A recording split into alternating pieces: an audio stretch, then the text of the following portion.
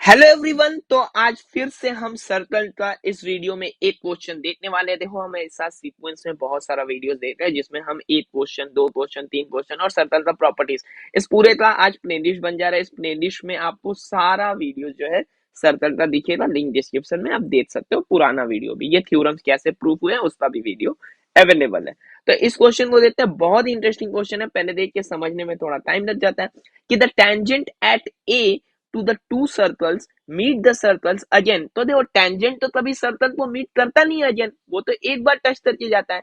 यहाँ एक कैच है कि again at B and C respectively, actually एक टेंजेंट जो है पहला सर्कल पे बन रहा है और वो दूसरे सर्कल को मीट कर रहा है बी पे, और एक टेंजेंट जो बन रहा है यहाँ पे वो दूसरे सर्कल को, मतलब टेंजेंट है ये बड़े सर्कल के लिए। ये जो एसी टेंजेंट है वो बड़े सर्कल का टेंजेंट है, बट वो मीट कर रहा है छोटे सर्कल को जो जिसका सेंटर क्यू है। और जो टेंजेंट है छोटे सर्कल पे ए बी, जिसका वो मीट कर रहा है बड़े सर्कल को जिसका कि सेंटर ओ है। ये है मेन बात। अब समझो, यहाँ let P be located so that AOPQ is parallelogram. तो AOPQ जो है वो पैरालेलोग्राम है। इससे क्या समझ में आ रहा है कि AOPQ अगर पैरालेलोग्राम है तो इससे हम क्या निकाल सकते हैं, that AQ is parallel to OP। AQ और OP जो है वो पैरेलल है, ये समझ में आ रहा है। ठीक है, चलो ये बात तो समझ में आ गया। अब टेंजेंट है तो टेंजेंट वाला प्रॉपर्टी यूज करेंगे हम लोग, ठीक है ना। अब देखो, prove that P is circum centre of a triangle ABC of the triangle ABC। अब ट्राइंगल ABC का सर्कम सेंटर होगा। सर्कम सेंटर का प्रॉपर्टी क्या होता था, तो हम सर्कम सेंटर बनाते कैसे थे, एक ट्राइंगल था, उसका परपेंडिकुलर बाइसेक्टर लिया, यहां से भी परपेंडिकुलर बाइसेक्टर लिया, ये जहां मीट करता था वो सर्कम सेंटर हो जाता था। ये तीनों डिस्टेंस सेम रहता था। ठीक है, ये मान लो O है तो AO BO और CO सेम होने वाला है। जो जो चीज यहाँ काम में आने वाला है उसको एक बार हम देख लेंगे। दूसरा चीज जो है कि अगर मेरा सर्कल है और यहाँ से टेंजेंट जा रहा है तो ये इसमें परपेंडिकुलर होने वाला है। और एक जो यहाँ ध्यान में नहीं आ रहा है, जो यूज होने वाला है, क्योंकि यहाँ पे बाइसेक्टर वाला बात है, यहाँ पे परपेंडिकुलर वाला बात है, तो सर्कल के क्वाड का भी एक प्रॉपर्टी है, थ्योरम है। क्या है वो, कि अगर क्वाड पे कहां से, सेंटर से क्या डालोगे, एक परपेंडिकुलर। अगर एक सर्कल के क्वाड पे क्या डालोगे, परपेंडिकुलर, कहां से डालोगे, सेंटर से डालोगे, तो वो उसको बाइसेक्ट करेगा। तो मतलब ये जो OD है ये परपेंडिकुलर बाइसेक्टर होगा। अब आ जाओ यहाँ, ये सारा नॉलेज लेके कूद पड़ो इस सवाल पे। तो ये O है, यहाँ है A, ये है Q और ये है P जो कि है पैरेललोग्राम। अब जरा ध्यान दो, ठीक है, कि ये जो A है ना, A और C, ये तो टेंजेंट है मेरा। A और C क्या है, A और C मेरा टेंजेंट है। अब अगर A और C टेंजेंट है तो O से क्या बनने वाला है भाई, O से यहाँ पर परपेंडिकुलर बनने वाला है। तो O से अगर परपेंडिकुलर बनने वाला है तो हम लिख सकते हैं ना कि OA is perpendicular to AC।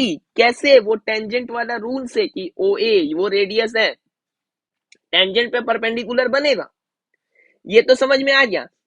अब अगर OA परपेंडिकुलर है तो मेरा PQ भी तो वही होने वाला है, PQ भी तो परपेंडिकुलर ही होने वाला है, क्योंकि OA और PQ जो है वो क्या, पैरेललोग्राम में पैरेलल साइड्स है। ठीक है, तो OA पैरेलल है PQ क्या, तो मेरा PQ भी परपेंडिकुलर होने वाला है AC का। अगर मैं थोड़ा अच्छे से बोलूं, यहाँ पे पॉइंट ले लेता हूं मैं D, तो बोल दूं कि PD जो है वो परपेंडिकुलर है किसका, AC का। और ये भी बोल सकता हूं कि वापस से, क्योंकि वो एक ही लाइन है ना, ये पॉइंट D एक ही लाइन पे है, तो QD जो है वो परपेंडिकुलर है AC पे। अब QD अगर परपेंडिकुलर है AC पे तो यानी ये मिड पॉइंट है।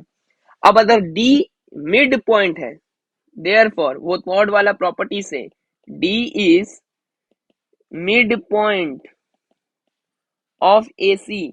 तो अगर भाई डी अगर मेरा मिड पॉइंट है और परपेंडिकुलर भी है, ठीक है, तो मेरा ये जो PD है, PD PD is perpendicular bisector, ये हो गया परपेंडिकुलर बाइसेक्टर ऑफ क्या, AC। अब देखो जिस तरह से इसको किया है ना, सेम इधर ले आओ। सेम इधर क्या, AB, AB टेंजेंट है, सो AB is tangent to the circle with centre, कौन सा सेंटर, AB किस पे है, विथ सेंटर Q। अब यहां देख लो, अब ज्यादा लिखने नहीं वाला मैं, बस समझा देना। तो AB अगर मेरा टेंजेंट है तो मेरा QA परपेंडिकुलर होने वाला है क्योंकि वो रेडियस है। तो अगर QA परपेंडिकुलर होने वाला है तो फिर वैसा ही भाई PO भी परपेंडिकुलर होने वाला है। अगर मेरा QA परपेंडिकुलर टू AB है तो मेरा क्या PO भी परपेंडिकुलर टू AB होगा, या फिर यहाँ पे मैं पॉइंट रखता हूं OE भी परपेंडिकुलर टू क्या AB होगा। अब अगर ये परपेंडिकुलर टू AB है, देयरफॉर वो क्वाड वाला प्रॉपर्टी से E is mid point, E अपना मिड पॉइंट हो गया। और अगर E अपना मिड पॉइंट हो जाता है, क्या हो जाता है, E अपना मिड पॉइंट है, P से परपेंडिकुलर आया ही है, दिखते हैं ना भाई, PE भी जो है वो परपेंडिकुलर टू AB है। तो PE परपेंडिकुलर भी है और E मिड पॉइंट भी है, तो PE भी परपेंडिकुलर बाइसेक्टर ऑफ AB है। PE is perpendicular bisector of AB. Now, perpendicular bisectors of AB and AC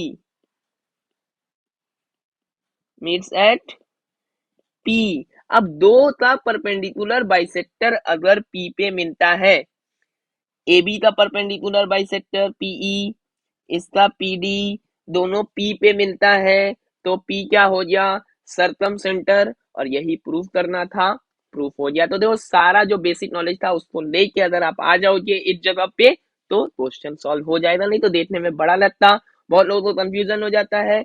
बहुत तरह से इसको सॉल्व किया जा सकता है, इसको कॉन्ग्रुएंसी से भी प्रूफ किया जा सकता है, बट मुझे ये क्वाड वाला प्रॉपर्टी ज्यादा अच्छा लगा तो मैंने ये यूज किया। आप कमेंट में जरूर बताओ कि आपको क्वाड वाला प्रॉपर्टी ज्यादा अच्छा लगता है या कॉन्ग्रुएंसी वाला। और वीडियो अच्छा लगा हो तो लाइक कर देना और ज्यादा से ज्यादा लोगों में शेयर कर देना। चैनल पे नए हो तो सब्सक्राइब कर देना। Thank you.